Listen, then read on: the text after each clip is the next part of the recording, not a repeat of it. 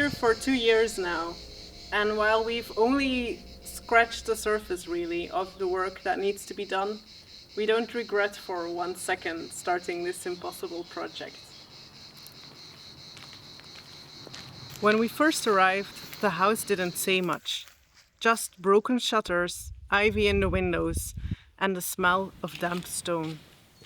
A house full of dust and stories, and the quiet weight of time. We had no renovation experience to speak of, not enough money to fix it all, and no real plan. Just two curious creatives with the willingness to learn and the determination to figure things out.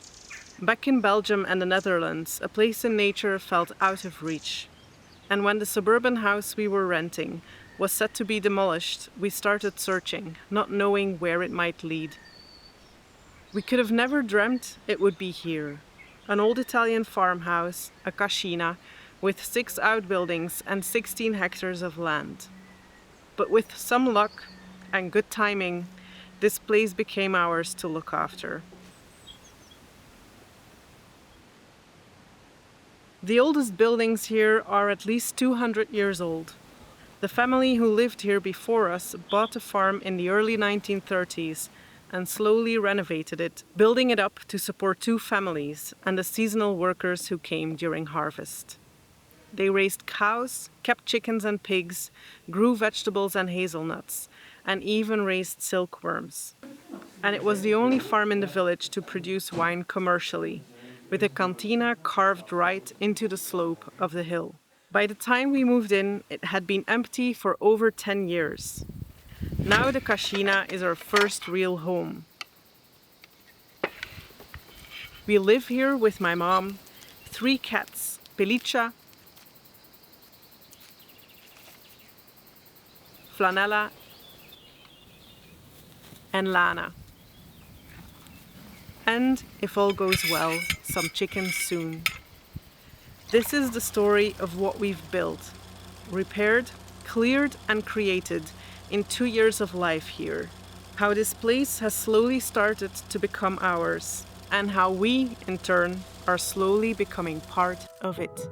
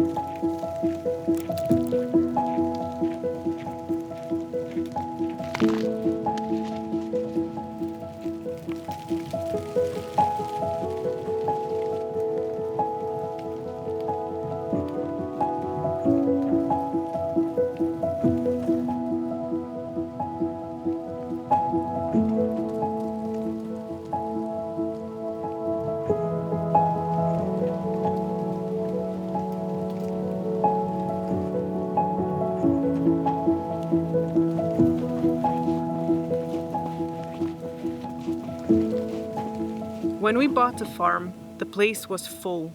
Every room, every outbuilding, stuffed with the remains of the lives once lived here. Almost as if the farm had only just been abandoned, not left all those years ago.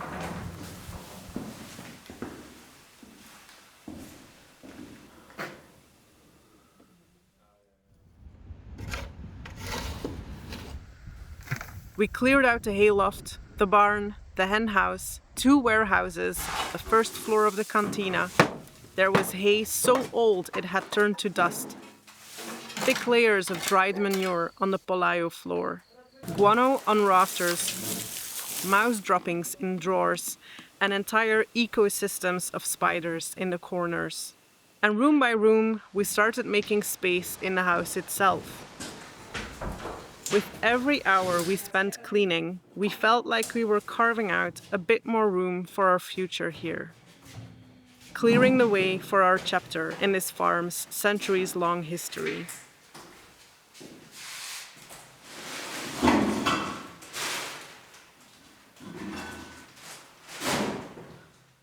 We brought old appliances to the scrapyard, dragged moldy mattresses to the skip, said goodbye to the world's most stinky sofa, and had 2 truckloads of old agricultural machinery picked up by the local ironmonger. We try not to throw things away in haste, and we certainly held on to much more than we got rid of. We collected and sorted scaffolding parts, bricks, stones, and wood from all over the property and found new places for them. We stacked the wood under cover and started calling that corner our lumberyard.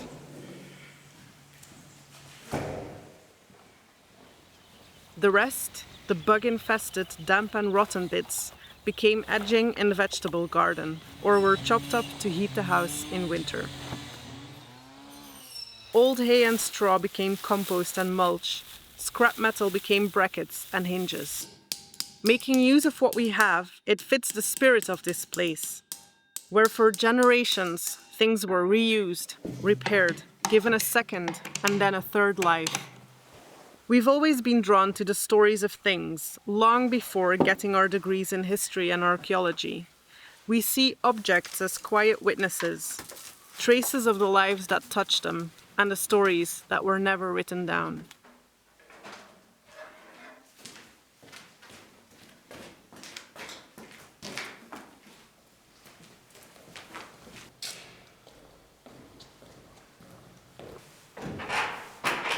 Being thoughtful about what we let go and deliberate about what we take in, for us, it's not just about being frugal.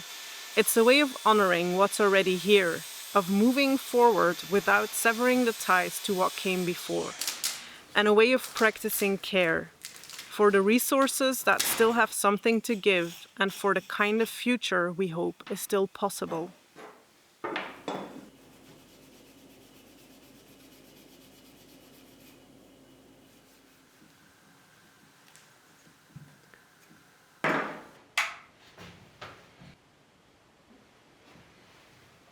If you find yourself wondering why there was still so much stuff in the house, this is quite common with farms like ours. In fact, we've only very rarely seen houses that were completely empty. When elderly farmers move out of their farms, it's often into smaller homes, having to leave behind what no longer fits. We agreed to take the house as is, which helped us get a better price for the farm. For the sellers, it meant no expenses having things cleared out.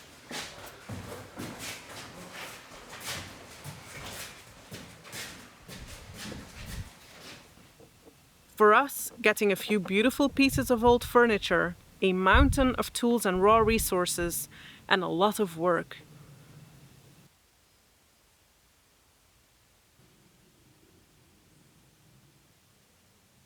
We're not quite done. We still have the cantina cellar to tackle and some quiet corners of the old farmhouse to sort through. And we've collected a few boxes that we now lovingly call the house archive, full of old papers, written notes, photos, postcards, school books from the 1950s, all waiting to be explored on a long, grey winter day sometime.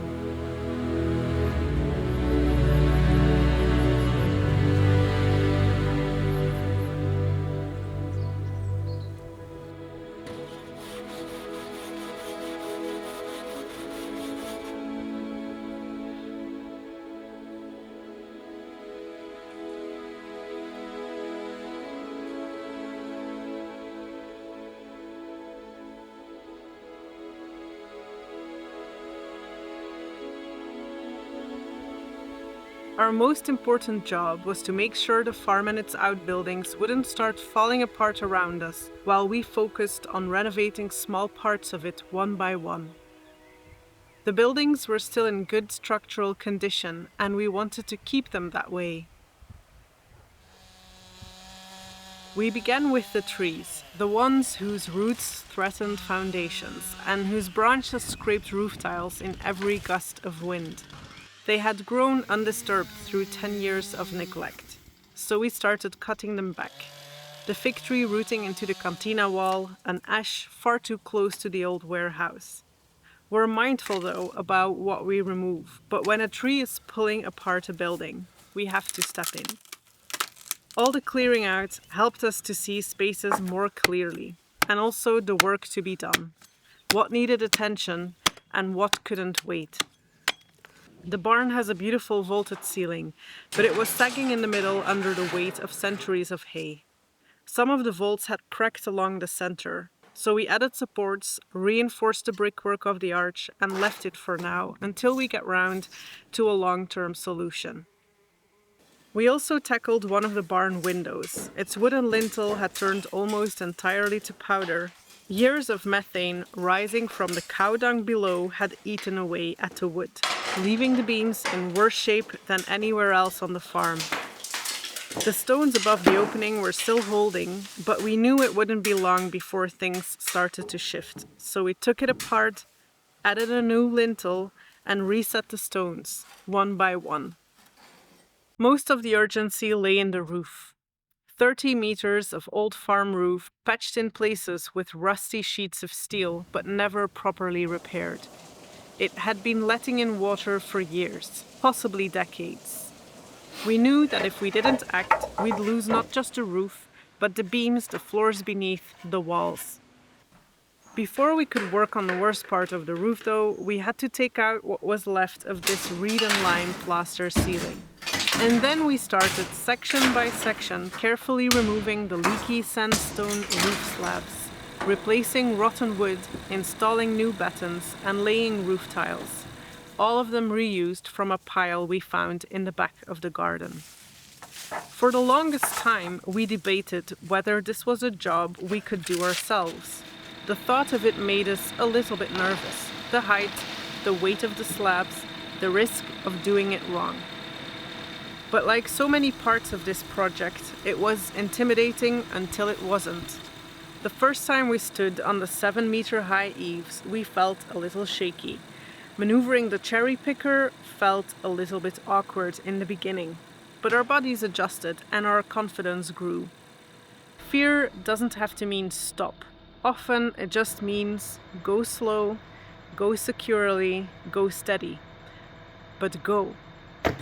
This part of the roof is dry again now, perhaps for the first time in half a century.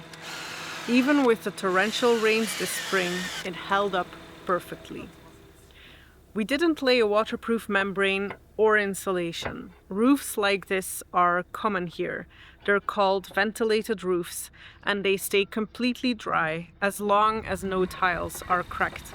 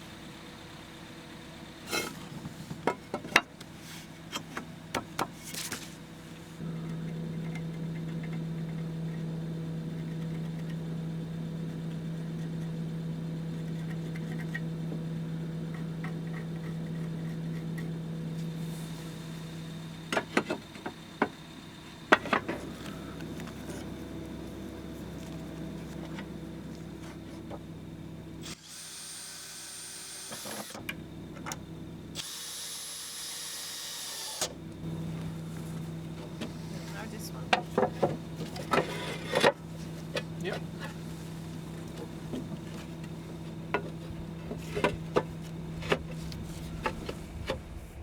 The money for a full new roof isn't in our bank account at the moment, but with proper care, the roof that is there will now hold out for a few more decades. Thankfully, the roof on the newer part of the farmhouse was redone in 1989 and is still in good condition. In other places, the damage was more subtle. Layers of cement render trapping moisture in old stone walls. Someone at some point had covered the walls with the best of intentions, but it was causing problems. Stone disintegrating behind cement plaster, damp lintels that never really dried out. We've begun removing it patch by patch, room by room, freeing the stone to breathe again. There is still a long way to go, but each time we remove something harmful or fix something broken, we feel like we're doing our part in holding what's still standing.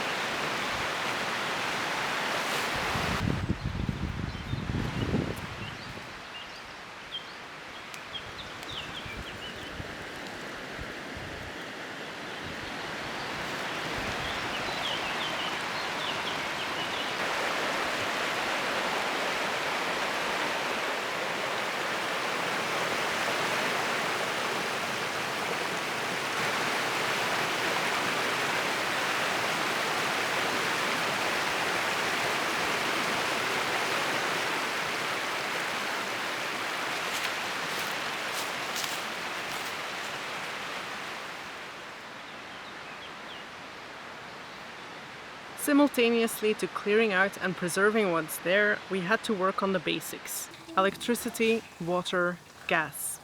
The farm wasn't connected to any services when we arrived.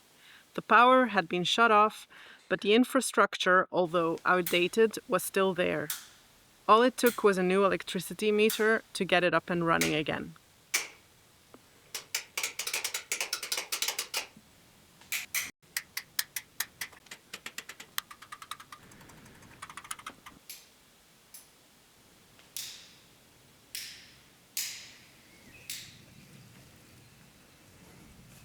Running water turned out to be a bigger job.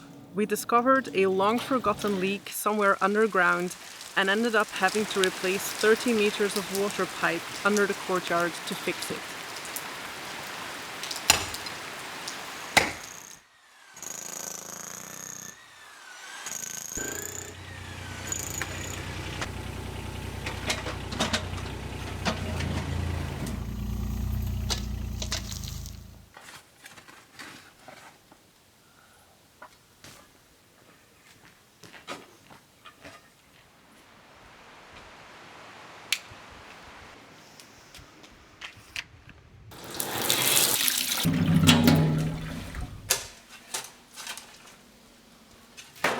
The gas system was partially intact.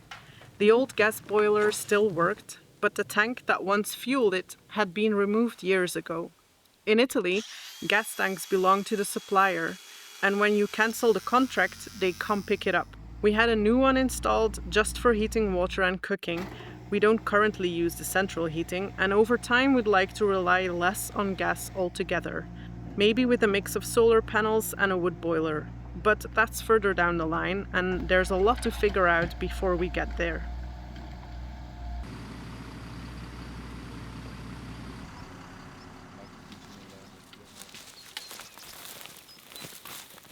We didn't film this, but we also had the septic tank emptied and checked, for the first time in who knows how long.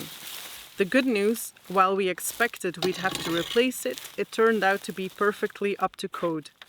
When we add more bathrooms in the future, we can simply install a second tank right next to it. One of our biggest improvements was insulating the 110 square meter attic of the new farmhouse. We outsourced the job because, to our surprise, this turned out to be much more affordable than doing it ourselves.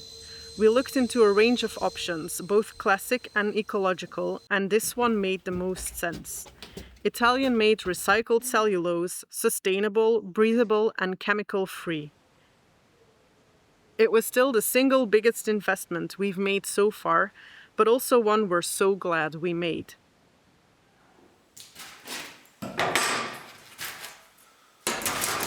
We insulated the large garage doors at the back of the house, and it's made a noticeable difference in the room itself, but also in my mom's bedroom above.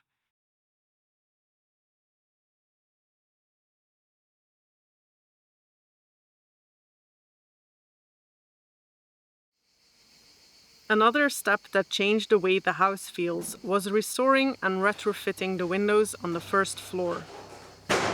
It was our first real woodworking project, and, as expected, it turned out to be a long and tedious job.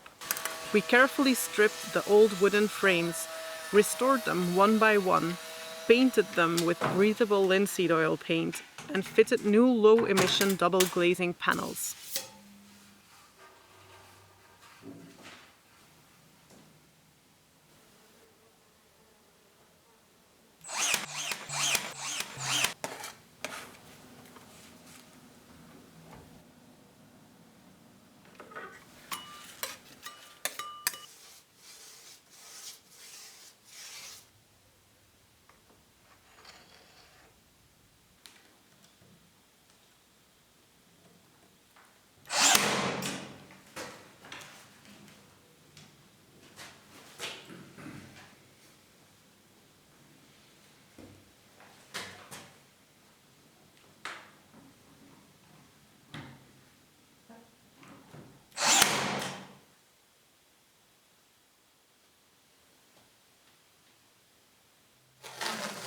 The result?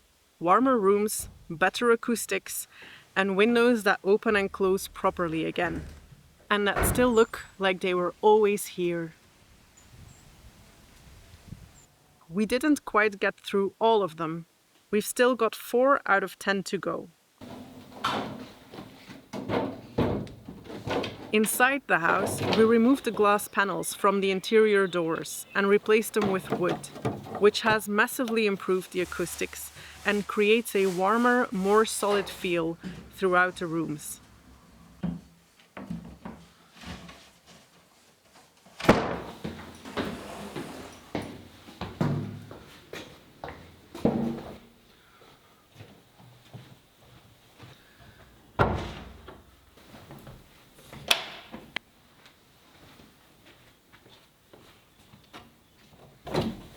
And yes, they still need painting.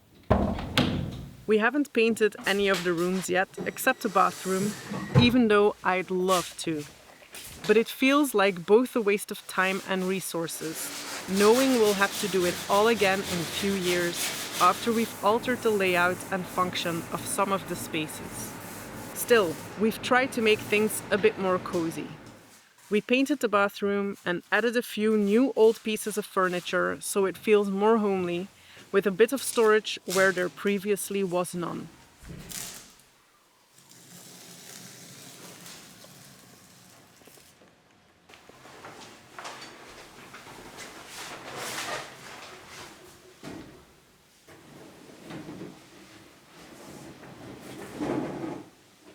We've made the bedrooms comfortable too, with curtains, cushions, soft linens and carpets, and turned one of the rooms into a small study/sewing room.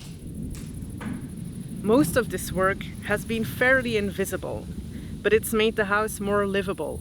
Our second winter here was definitely far more comfortable than the first.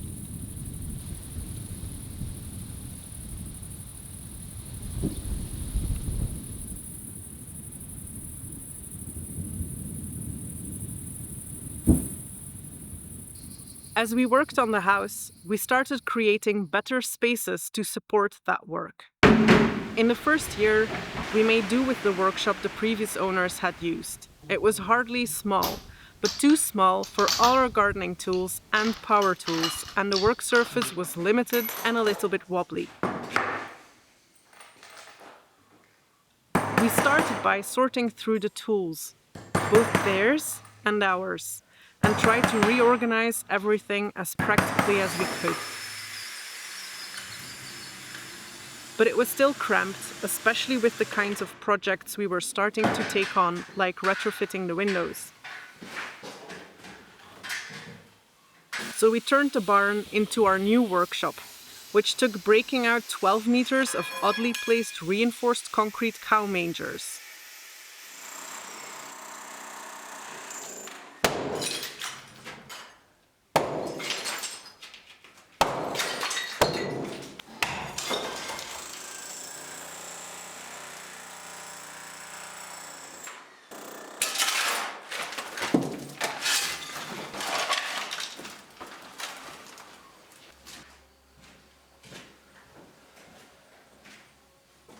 We added a long shelving wall made entirely from repurposed materials, scaffolding boards we found in the Cascina, and old metal tubing from the cow barn's drinking system.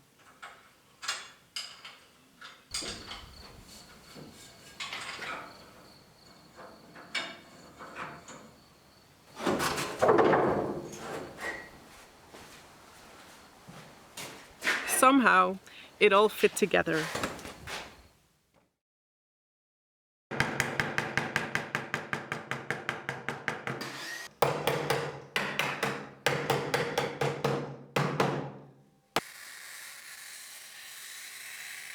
Bertus built 4 new windows for the barn, with repurposed bits of wood and glass panes that we reused from the windows in the house when we installed double glazing.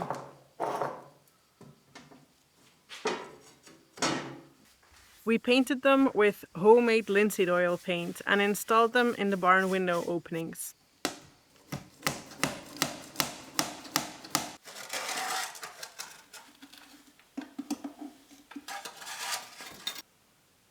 They really made the space feel like a workshop and no longer like a cow barn.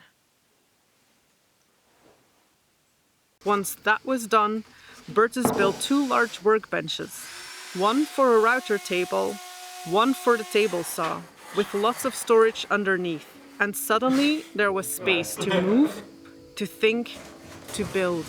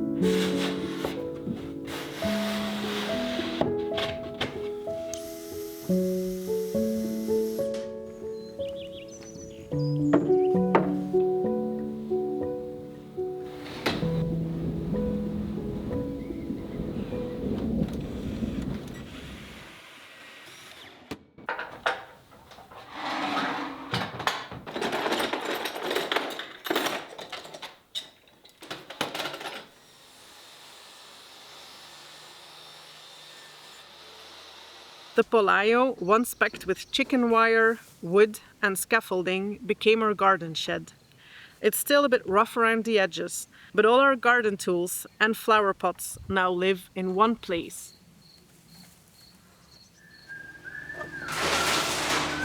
And the 1970s extension, which used to house a large flour mill, is now our dedicated painting atelier.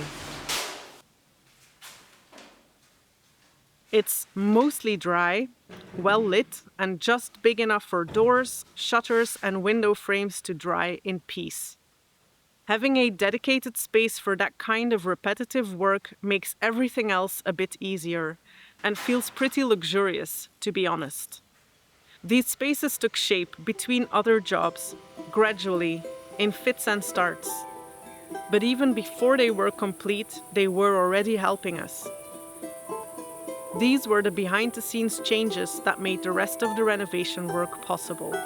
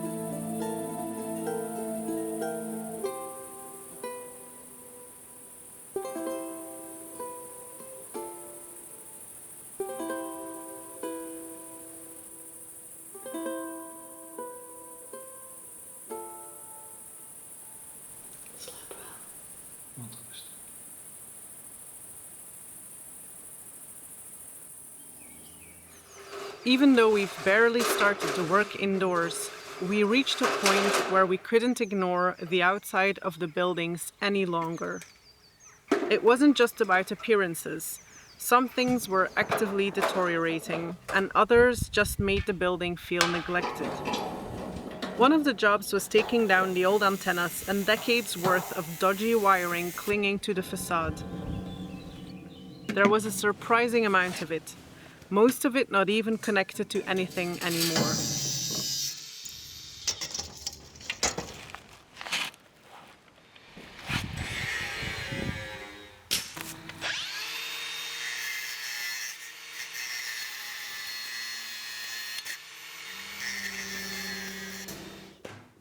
We also started maintaining and restoring the exterior woodwork and metalwork. The rusty garage and warehouse doors got a good sand and a fresh coat of paint.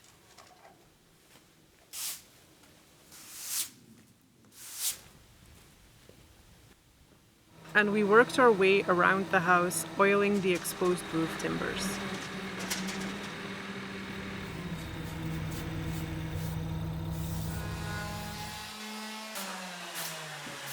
We've started working on the wooden exterior doors and shutters. Not nearly all of them yet, but enough to start seeing where we're heading.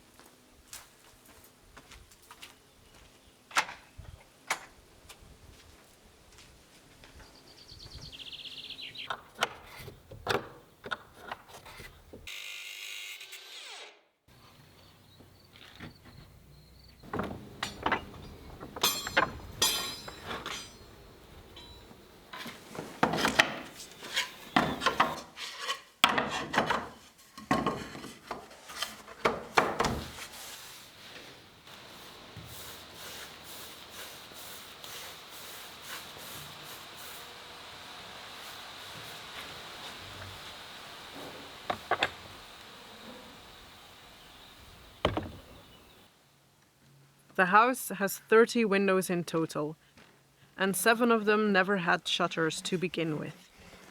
Of the remaining 23, 20 pairs were too far gone to save, rotted, warped, held more together by old paint than anything else.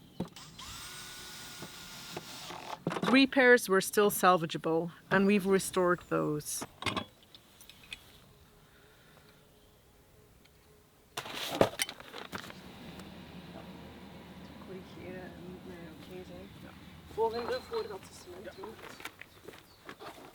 And Bertus has made 2 new sets from scratch, which means only 25 to go. It's going to be a multi-year project, clearly.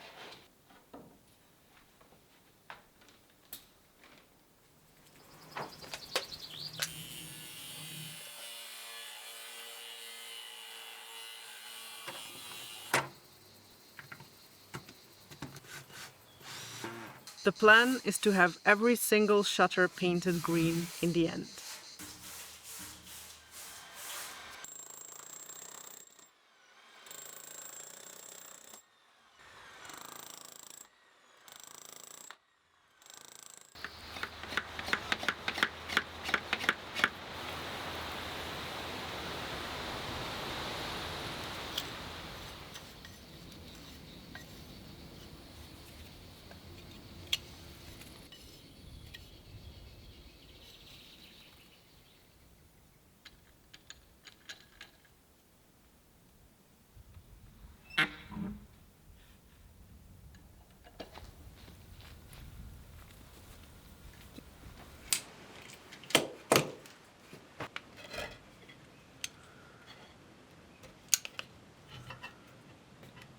We took down 3 crumbly and leaky chimneys that we're not currently using for heating. A few of these will be replaced in the future, but until then, at least there's no hazard of chimneys blowing off the roof.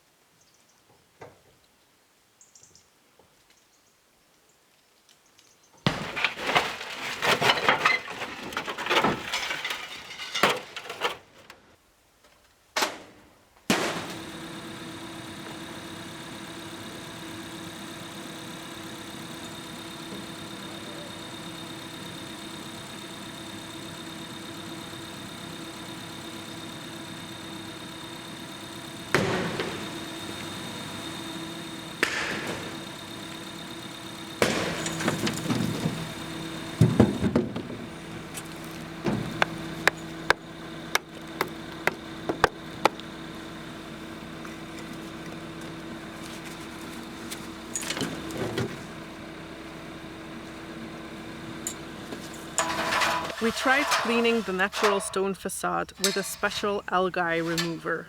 The results were mixed. It helped a little, but not nearly as much as we'd hoped. The stones are still covered in yellow and grey lichen in places, and the difference was only really visible up close.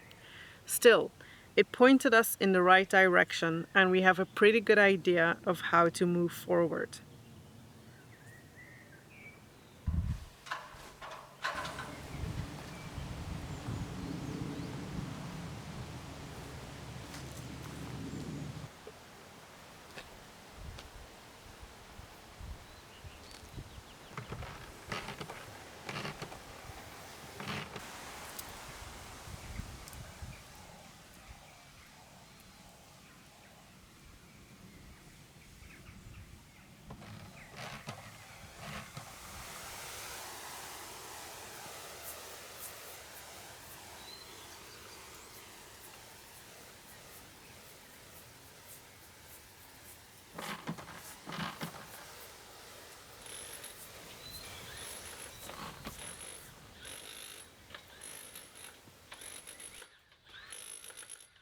Much more impactful was stripping back the plaster on the old farmhouse. The front of the building had been fully covered in lime render, but it was cracked and crumbling in most places and hiding the natural stone. We took it all off, bringing back the character that was hidden underneath. Traditionally, the exterior walls of houses in this area were unplastered, and that is how we'll be keeping them here as well. But they will be cleaned up and pointed.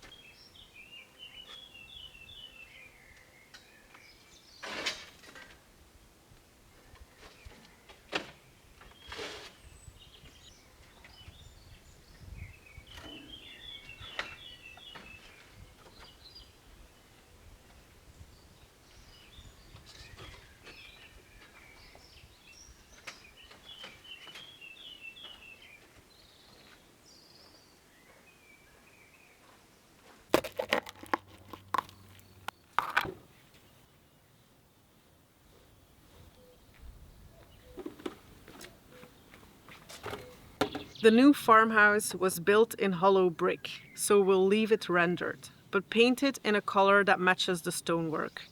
We recently obtained the permit to paint and we've nearly chosen the colors. But before we can start, we need to carry out a few small repairs to the plaster and finish installing new shutter dogs. On the west side of the house, we took down the old bombola enclosure. There used to be a gas bottle here for the kitchen stove. Its removal made that side of the building just a little tidier.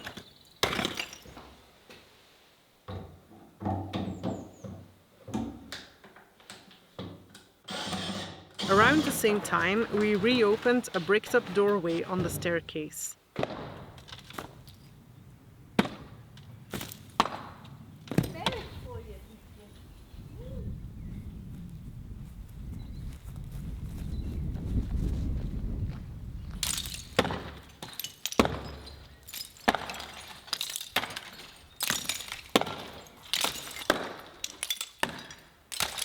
In the future, it will become a window, changing the light and the air in our now fairly dark hallway.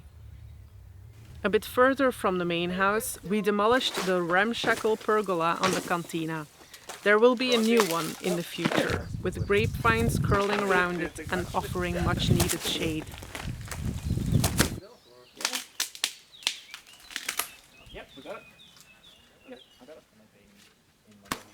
We spend a lot of time outdoors, working, gardening, relaxing, eating, walking back and forth between buildings.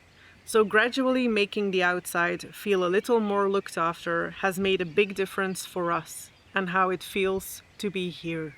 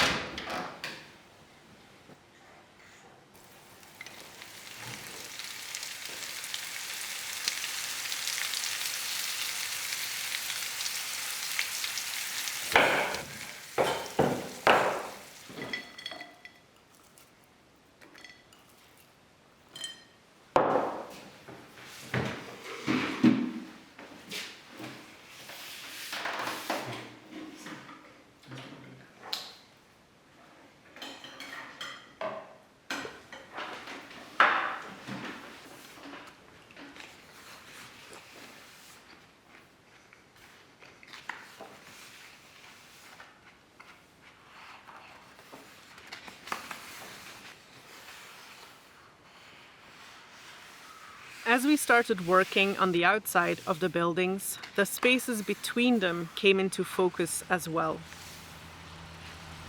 Our 8 hectares of meadows are mown once a year by a neighbor, so that there's always plenty of wildflowers for the bees to feast on.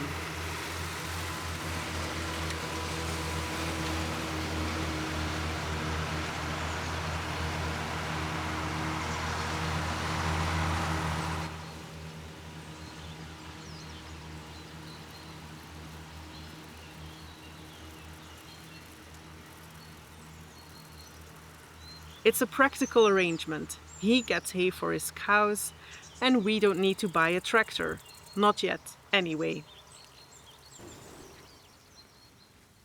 Closer to the house, though, things needed more regular care.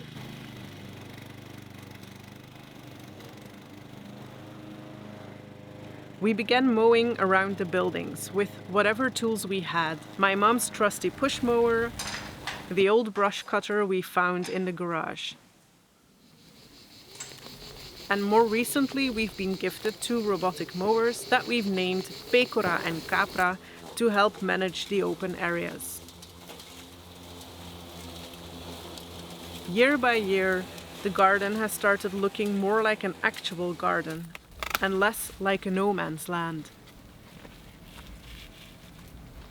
But even with more regular trimming, our lawn, not that it's really a lawn, is an ecosystem in itself. We've never counted, but there are dozens of varieties growing in it. Red and white clover, daisies, violets, wood calamint, and many kinds of wild grasses. It's not something we planted, but something we've come to appreciate more the longer we've been here.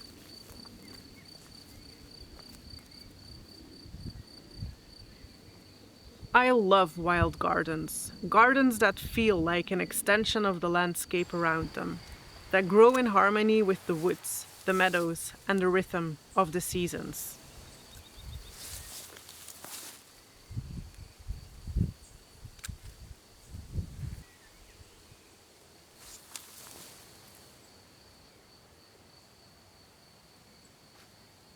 But if you don't want a garden to swallow the house and everything in it, you need to hold space for the right plants to thrive.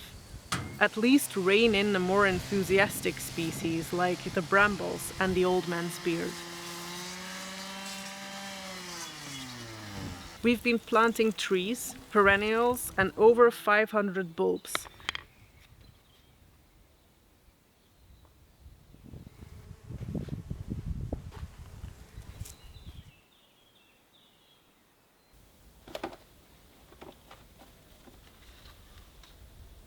In front of the house, we started a 30-meter-long border made up of native plants.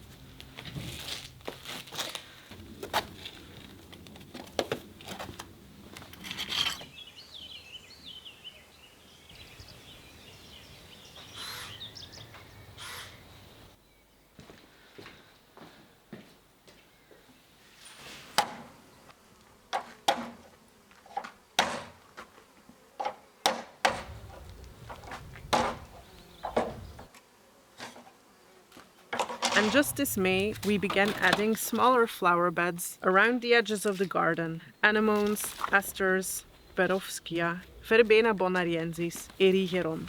We've chosen each plant carefully, favoring things that will thrive here with little water. We don't have an irrigation system. So far, everything we've planted has only needed the occasional watering in its first months.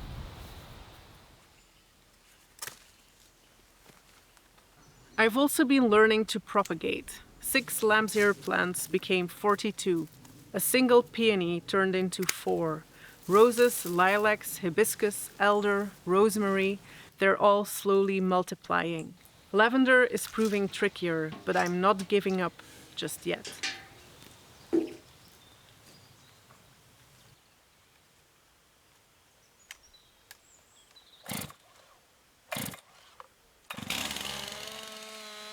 In early spring, we started the vegetable garden. We didn't dig, just cleared a patch of land, cut down a sadly dead elder tree, and began layering cardboard, compost, and wood chips, following a simple no-dig approach.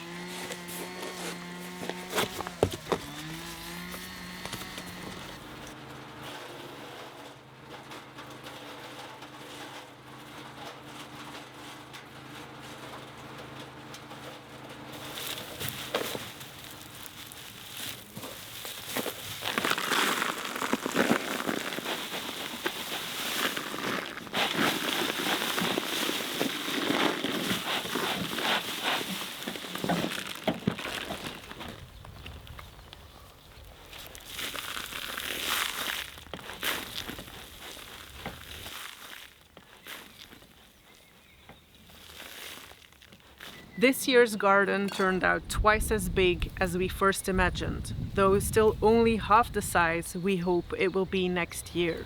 We've already pulled more than 50 kilos of food from the soil: radishes, arugula, lettuce, strawberries, peas, broad beans, onions, beets, zucchini, tomatoes, aubergines, potatoes.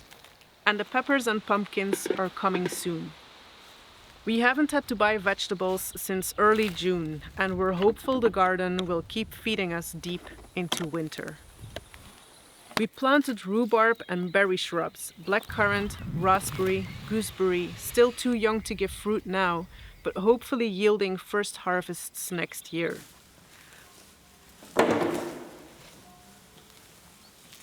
For compost, we've been using simple 1 meter wide chicken wire cylinders tucked into a shady spot. It was a quick solution using what we had on hand, and it's been working surprisingly well. We're not yet making enough compost to meet our needs, but now that we have access to free cow manure, thanks to our neighbor, we're hoping to change that soon. Early this year, we planted 4 young fruit trees near the vegetable garden, and we're preparing to plant a small orchard this winter. 20 to 30 trees in total, making up for the few trees we've had to cut down. Bit by bit, the land around the house is changing, from neglected and overgrown to becoming more deliberate. Somewhere between a cottage garden and a Mediterranean one, surrounded by wildflower meadows and blending into the woods.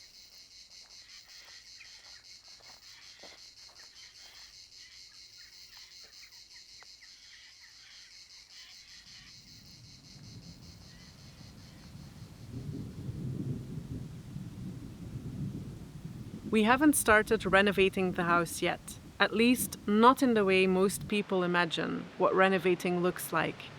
But we've been preparing, making space, laying the groundwork, thinking things through.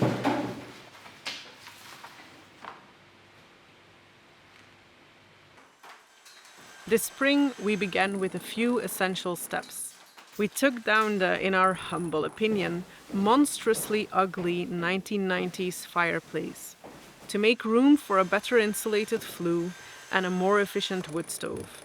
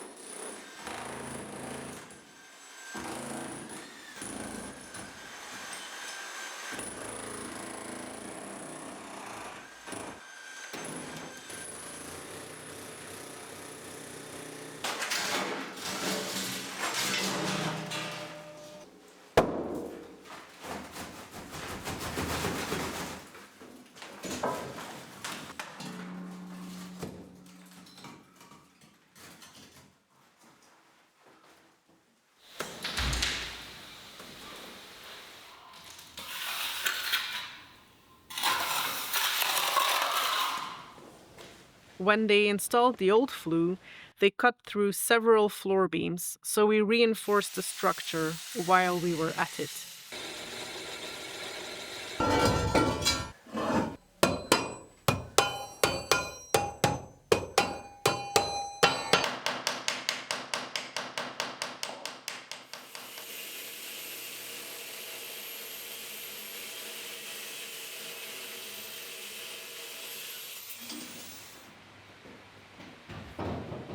Bertus started mapping this part of the house in CAD to help us understand how all the construction phases of the building fit together and how to better see what's possible and what makes sense.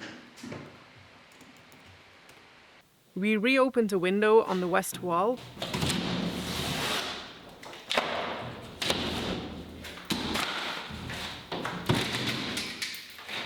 that had been covered in plasterboard for 20 years, a small change that brought back the gold evening light inside.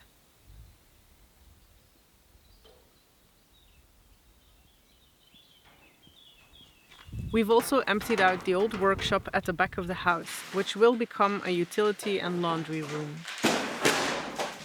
But before we can move further, two big things need to be in place.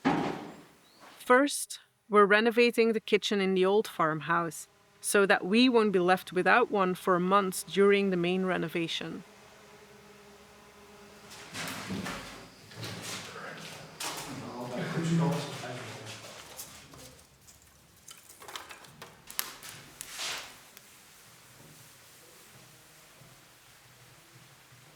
We've already started taking down old lime plaster, revealing old beams, some of them in unexpected places. Because this space will remain a kitchen in the future too, we don't want to make a quick and dirty job of it, but create something truly beautiful.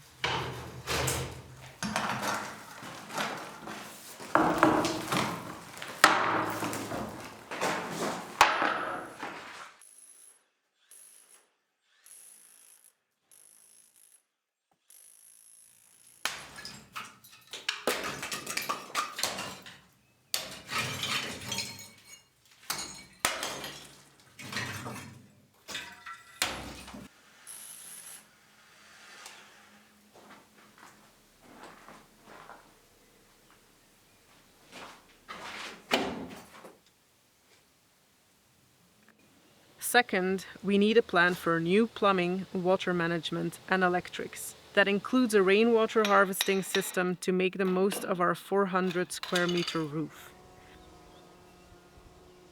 This part is daunting. There are a lot of components and it's a little scary to get it wrong. So we're giving ourselves the time to think and prepare. From the outside, it might not seem like the obvious place to start. Why not renovate one of the outbuildings? We have so many. But between the limits of our budget, Italy's building code, and how planning permissions work here, this part of the house, the one we currently live in, is the most accessible place to begin. It offers us the space to learn, experiment and grow without being weighed down by paperwork. So we're continuing right here with what we can do and what we can afford. No set deadlines, just listening for what the house needs and what feels right to us. Seeing how small changes add up to something big and rooted. As we've worked steadily, imperfectly, with our own hands, we've become to trust that pace. And we know the rest will follow.